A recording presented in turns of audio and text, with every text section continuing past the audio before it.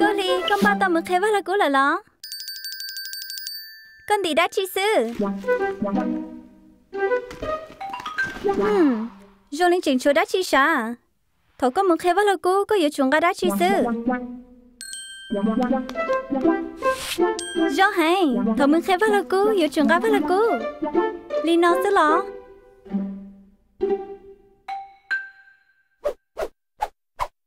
Cho mình nhớ, nếu bà cả khen gót Ly, nếu yếu chúng thì khó tư muốn khai vác là cú. Không được. Dạ lại. Gót Ly, chỉnh chú ý à?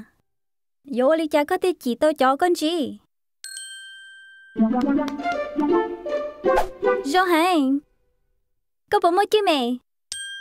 Rồi cứ lên gót Ly. Con ba tao là lâu. Cho mình nhớ nếu xa nữ bốn ba tao là.